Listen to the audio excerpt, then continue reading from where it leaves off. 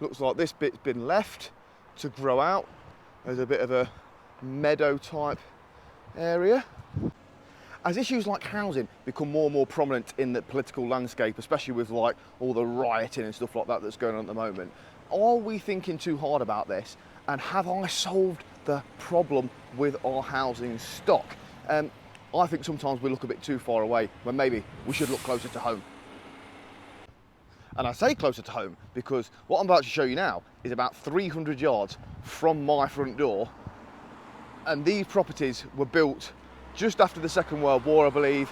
They're not the biggest, but they're really functional and serve a fantastic purpose in our community. So why could they not work on a wider scale? I suspect they are cheap as chips to build compared to what as Brits class as traditional housing.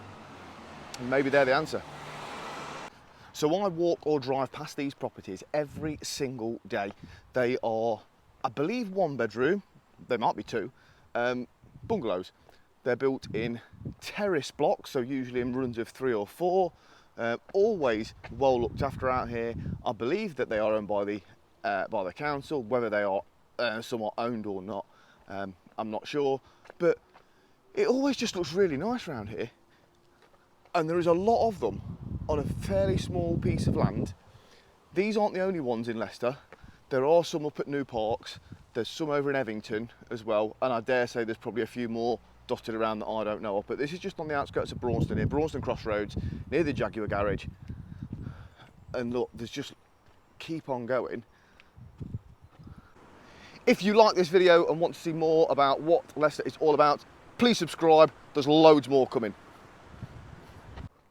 I like them, and it's like you go to places, say like London or New York or other big metropolitan cities, and size-wise these will be really big compared to what a lot of people will live in those areas. So why can't they work on a bigger scale? Why do we always look at like these like bigger houses, like brick, like I just don't get it.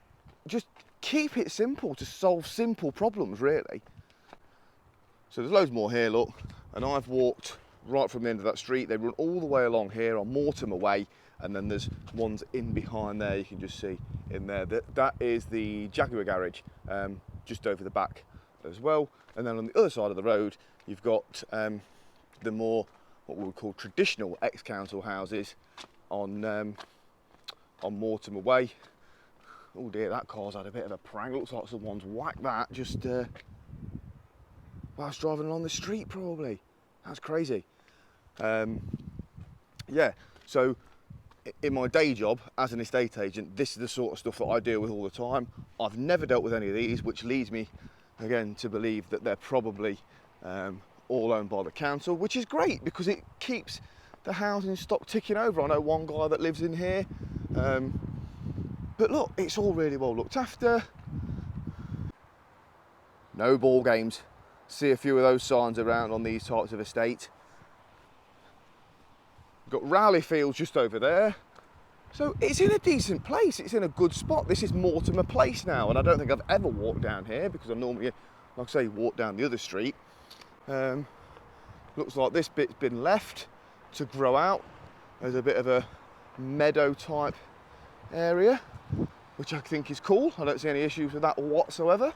They've got back gardens, someone's shed just there.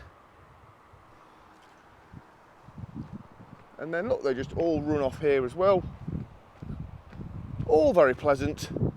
Don't see any issues here at all. I would live here, no problem whatsoever. Now maybe 1 or 2 of them are owned because solar panels. I don't think the council will have put those on. So you've got 1, 2 with solar panels on, and that's a run of 4. So it goes, yeah, 2, 4, 6, 8, and then there's 4 on the opposite side as well. So there's 8 fairly condensed dwellings, properties, whatever we want to call them. But yeah, so there must be, well, there's got to be over 100, hasn't there? I would have thought. I just think they're cracking. And is that something we can look at? Now, they are brick built, to be fair, whereas some of the other ones that I've seen are more prefabricated, and they'd be even cheaper to build. So yeah, is this something that we need to look at to potentially solve our housing problem, helps with our maybe homeless population, help the ex-military people? I've seen a post from a friend of mine on Facebook that 600 people a month come out of prison into no home whatsoever. But something like that could pretty much sort it all out, because then people deserve a second chance. And maybe that's the answer. I might be thinking too simply about this. It's the way I normally work. Let me know what you think. Put your comments below. If you know of any other places in Leicester or in the surrounding cities that have got little places like that, or the towns in Leicestershire, I'd be keen to know, just to see how many there are about. Right, I'm going to now go to a little business meeting I've got. It's 6:30 am on Friday morning. Have a great day.